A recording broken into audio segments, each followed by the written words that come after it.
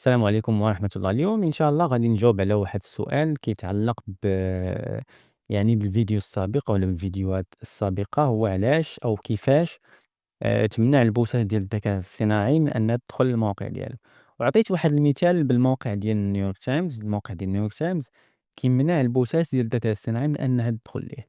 لأنه مثلًا إلا مشيتي لChatGPT سولتيه واحد السؤال بسيط، قلتِ ليه واش تقدر تدخل للموقع ديال نيويورك تايمز، جاوبني بآه ولا لا. بطبيعة الحال الجواب ديالو غيكون هو لا، ما يقدرش يجاوبك، في حين أنه كيقدر يدخل للمواقع الأخرى بحال مثلًا الموقع ديال ويكيبيديا. فإلا سولتيه على شي مقالة في ويكيبيديا غادي يقدر يدخل لويكيبيديا ويجيب لك المعلومات اللي ممكن أنها تكون في الموقع ديال ويكيبيديا. بطبيعة الحال ChatGPT هو منتج من المنتجات ديال OpenAI، وOpenAI هي شركة ربحية، فالهدف ديالها هو الربح.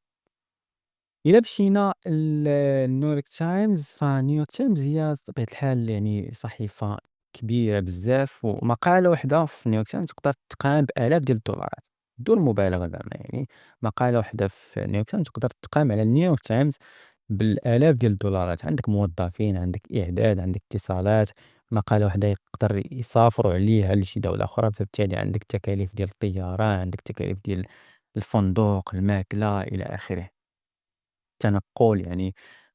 فعندك مصاريف كتيرة. مقالة وحدة كتقدر تقام بآلاف ديال الدولارات. فتخيل نتا كنيويورك تايمز حطيتي واحد المقالة، ضربتي عليها تمارة، خسرتي عليها فلوس، كيجي البوت ديال ChatGPT كيدخل للموقع ديالك، كياخد هاديك المقالة وكينشرها عنده، يعني فابور ما ضرب عليها حتى شي تمارة، ما خسر عليها حتى شي فلوس.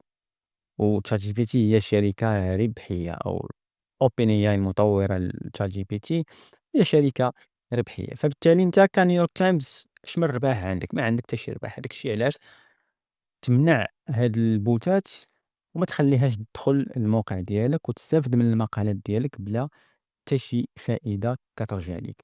فبالتالي هنا الجواب البسيط وعلى السؤال اللي كيتعلق بعلاش هاد الصحف الكبيرة كتمنع النماذج ديال الذكاء الاصطناعي من أن تدخل ليها، الجواب في كلمة واحدة هو الفلوس.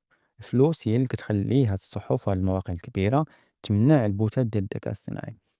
فكيفاش كتمنعها؟ مثلا في نيويورك تايمز إلا درنا سلاش روبوت دوت تي اكس تي، هاد روبوت دوت تي اكس تي هو واحد الملف اللي كيوضح ولا كيعطي واحد القواعد. البوتات خاصها تحترم هاد القواعد هادي.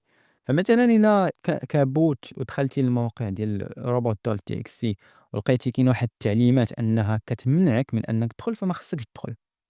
إلا كنتِ مثلًا لقيتِ واحد التعليمات أنها كتعطيك الحق تدخل، ولكن بعض الصفحات ما يمكنش لك تدخل ليها، فخصك تحترم هاد التعليمات. فهذا هو الدور ديال هاد الملف robot.txt. إلا درنا كونترول F وقلّبنا مثلًا كتبنا شات، فغنلقاو أن من البوتات اللي ممنوعة هو هاد البوت هذا اللي تابع ChatGPT. عندنا مثلًا بوت آخر تابع لbyte spider أولا لBytedance، كنظن هذا تابع لBytedance. عندك البوت ديال كلود، عندك البوت ديال Cohere، هذه واحد الشركة. البوت ديال الفيسبوك حتى هو ممنوع. آآ البوت ديال أمازون حتى هو ممنوع. البوت ديال أبل، إذا مثلًا حتى البوت ديال أبل فهو ممنوع. فهذا من الأسباب اللي كيخلي الشركات ولا المواقع الكبيرة بحال نيويورك أنها تمنع البوتات، مسألة مالية. شيء آخر تيخلّي هاد الشركات تمنع هاد البوتات هادو هو الكلفة، لأن نيويورك تايمز هو موقع كبير. غنعطيك واحد المثال. مثلًا عندي واحد الموقع صغير، عندي موقع صغير وصغير بزاف هنا. هاد الموقع هو Google Search Console اللي كيخلّيك أنك تتابع الأداء ديال الموقع ديالك في جوجل، أولا من خلاله كتشوف كيفاش جوجل كيشوف الموقع ديالك. وهنا في هاد الصفحة هادي كتبين لك العدد ديال الطلبات اللي كيصيفطها جوجل كل نهار للموقع ديالك. فهنا مثلًا إلا جينا آخر نهار غنلقاو بأن جوجل صيفط ليا 191 طلب، إذا total crawl request. جوجل ولا البوش ديال جوجل جا للموقع ديالي 191 مرة. مثلًا في هاد النهار غنلقاو بأن البوت ديال جوجل جا للموقع ديالي 579 مرة.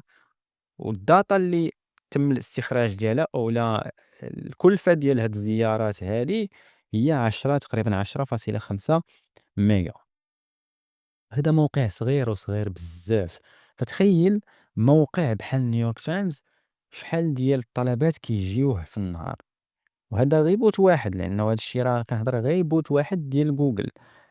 عندك جوجل، عندك بينغ، عندك ياهو، عندك فيسبوك، عندك إكس، عندك الذكاء الصناعي، عندك ChatGPT، عندك كلود، عندك كوهير، عندك DeepSeek، عندك كوين، عندك جروك.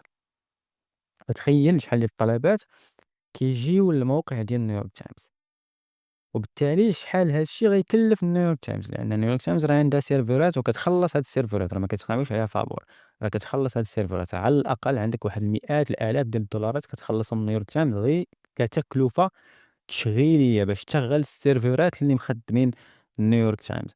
تجي نتا كبوت كتصيفط ليها آلاف مئات الآلاف ديال الطلبات اللي بطبيعة الحال كيشكلوا واحد الضغط على السيرفر وما تستافد منك والو.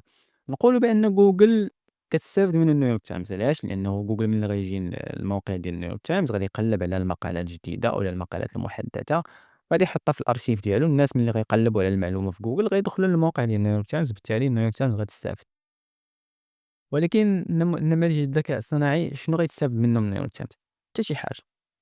فهاد الشي علاش الصحف الكبيرة كتمنع نماذج الذكاء الصناعي من أنها تدخل للمواقع ديالها. المسألة مسألة ديال الفلوس لا أقل ولا أكثر. إذا فهذا كان واحد التوضيح بسيط لهاد المسألة هذه.